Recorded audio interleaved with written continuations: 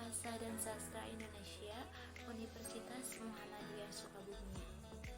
Pada kesempatan kali ini, saya akan menampilkan sebuah video dari tugas mata kuliah pokok dan tokoh sastra, yaitu tentang pokok pemikiran Umar Khayyam. Umar Khayyam adalah sastrawan angkatan 50 1950 sampai 1970. Umar Khayyam lahir di Ngawi, Jawa Timur pada tanggal 30 April 1932. Ia meninggal pada usia 69 tahun di Jakarta, yaitu 16 Maret 2002. Ia merupakan seorang penulis, budayawan, dan akademisi. Setelah menyelesaikan kuliahnya, Khayyam menjabat sebagai anggota Majelis Permusyawaratan Rakyat Sementara (MPRS) dan kemudian menjadi Direktur Jenderal Radio, Televisi, dan Film di Departemen Penerangan. Kemudian pada tahun 1969 sampai 1972 ia menjabat sebagai Ketua Dewan Kesenian Jakarta, dan tahun 1978-1979 menjadi Ketua Dewan Film Nasional. Darah keluarga Umar Khayyam merupakan seorang pendidik. Oleh karena itu, Khayyam mengikuti jejak keluarganya sebagai pendidik. Ia menjadi dosen di beberapa universitas. Semasa hidupnya, Umar menjadi kolumnis di berbagai media massa. Sebagai kolumnis, Umar dikenal dengan ciri khas tulisannya yang berbau renungan, tetapi tidak mengajak pembacanya berpikir berat. Umar Khayyam juga pernah menjadi anggota atau penasihat majalah Horizon. Kemudian ia pernah aktif dalam seni peran, yaitu menjadi aktor dalam film Karmila, yaitu berperan sebagai pembantu, dan dalam film Pengkhianat G30 SPKI ia berperan sebagai Soekarno.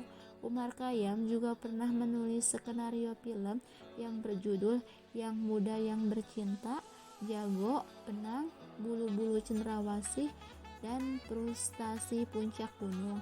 Skenario Yang Muda Yang Bercinta pernah difilmkan oleh Sumanjaya pada tahun 1977.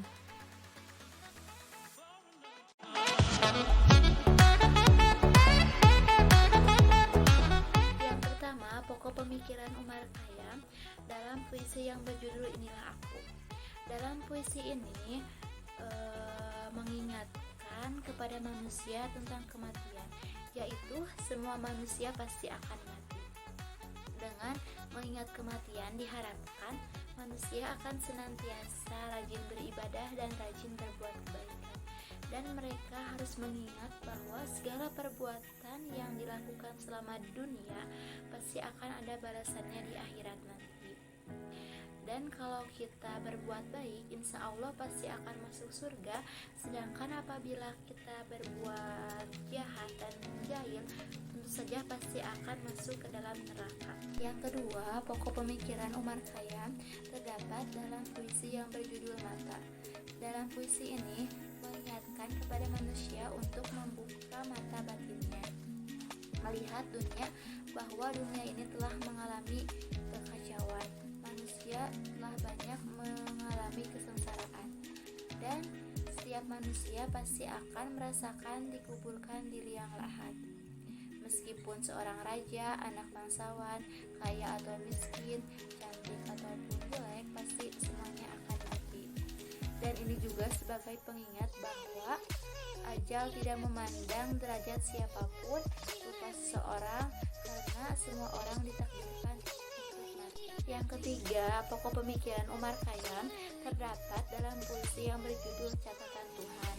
Dalam puisi ini mengingatkan kepada manusia untuk selalu berlapang dada menerima segala sesuatu yang Allah takdirkan selama di dunia ini, karena catatan takdir seseorang telah tertulis sebelum orang tersebut dilahirkan ke dunia.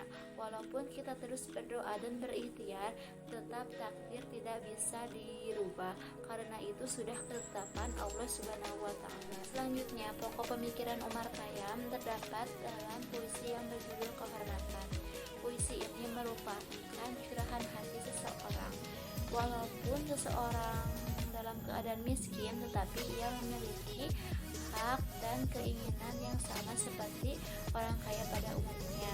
Mereka memiliki hak untuk dihormati dan memiliki kebebasan dalam segala hal, seperti kebebasan mengeluarkan pendapat, bertukar pikiran, ataupun menentukan jalan hidupnya. Yang terakhir, pokok pemikiran Omar Khayyam terdapat dalam puisi yang berjudul Meditasi. Puisi ini merupakan sebuah teguran kepada seseorang yang ketika melepaskan segala permasalahan dan pikirannya dengan cara bermabuk-mabukan. Perilaku bermabuk-mabukan ini merupakan perilaku yang mendekati seseorang kepada kematian. Puisi ini juga memerintahkan kepada kita untuk mendengarkan kebenaran, salah satunya jika ingin terlepas ataupun melepaskan beban permasalahan yang ada pada diri kita, yaitu dengan sholat malam dan berdoa. Dengan begitu Allah pasti akan selalu melindungi kita. Puisi ini juga mengingatkan bahwa apa yang kita miliki di dunia ini hanya sementara, semuanya adalah milik Allah Subhanahu wa Ta'ala.